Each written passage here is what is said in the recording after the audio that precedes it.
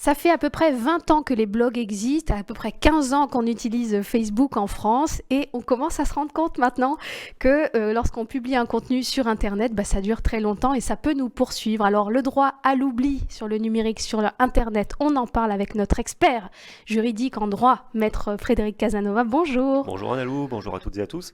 On va parler de ce droit à l'oubli, on en parle de plus en plus parce qu'on est tous un petit peu embêtés parfois sur certains contenus qui durent dans le temps et dont on Et aimerait oui, bien se séparer. et oui, le droit à l'oubli numérique, en fait, qu'est-ce que c'est? C'est le fait de pouvoir voir retirer d'Internet la petite photo gênante qui a été prise lors d'une soirée trop arrosée. Comment vous savez? Écoutez, tout le monde est connecté Oui. désormais, tout le monde sait tout.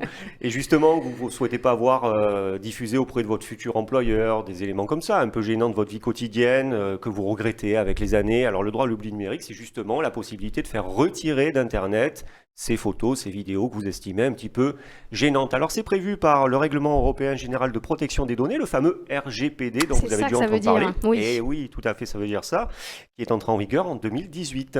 Alors qu'est-ce qu'on peut faire concrètement? Comment ça fonctionne? Alors, il y a deux possibilités, très simples. La première, c'est l'effacement. L'effacement de la photographie. Vous allez entrer en contact directement avec le site sur lequel est hébergée la photographie en leur demandant d'effacer cette photographie, en justifiant bien entendu votre identité, comme quoi vous êtes bien la personne qui apparaît sur la photographie. Et la deuxième possibilité, c'est le déréférencement. La différence entre les deux, elle est simple. Si c'est un effacement, généralement, c'est que la photo est visible sur un seul site. Le problème, c'est qu'il y a souvent ce que l'on appelle des sites miroirs, c'est-à-dire des sites qui reprennent la photographie prise sur le premier site.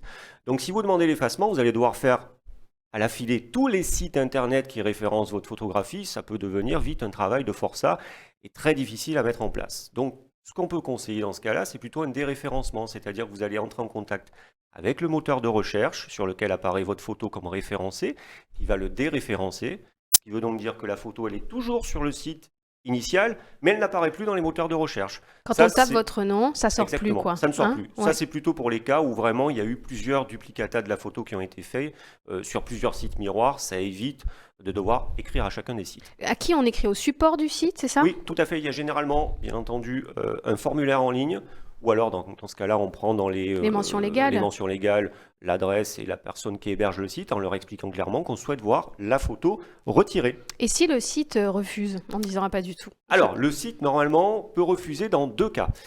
Enfin, il y a 5 cas précis qui sont prévus par l'article 17 de ce fameux règlement général de protection des données, mais deux cas principaux, c'est le droit à l'information et le droit à la liberté d'expression. Qu'est-ce que c'est le droit à l'information? Le droit à la liberté d'expression, c'est par exemple la photographie qui a été prise alors que vous manifestez dans une manifestation publique.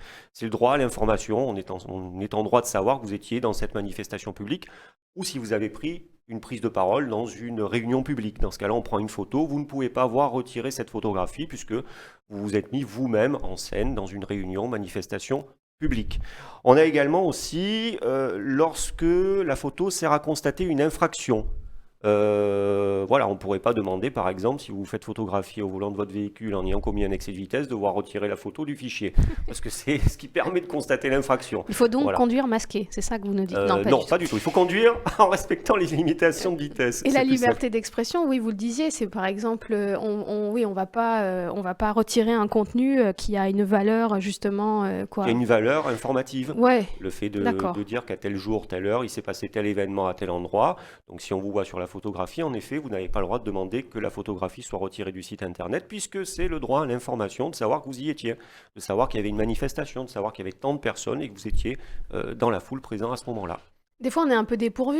Écrire à Facebook, écrire à Google, ça semble gigantesque. Concrètement, quels sont les recours si on n'arrive pas à obtenir un effacement? C'est très simple.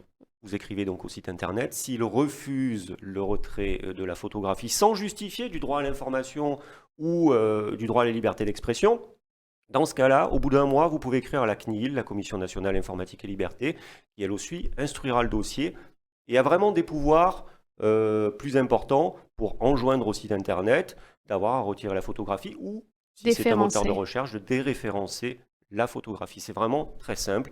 Il y a d'ailleurs un formulaire en ligne sur le site de la CNIL. Donc, il ne faut pas hésiter à s'en saisir. Exactement. Le droit à l'image, c'est devenu un sacré sujet dans notre société. On pourra peut-être en reparler ensemble. Si ça vous intéresse, écrivez-nous vos questions sur notre boîte mail ou via nos réseaux sociaux. Vous avez vu, hein, ce droit à l'image, il nous questionne. On est un peu embêtés. On en parlera ensemble Avec grand plaisir, oui. sur ce Tout à plateau. fait. Alors, on se dit à très bientôt À bientôt, merci. Au sur revoir. Info 83. Merci à vous.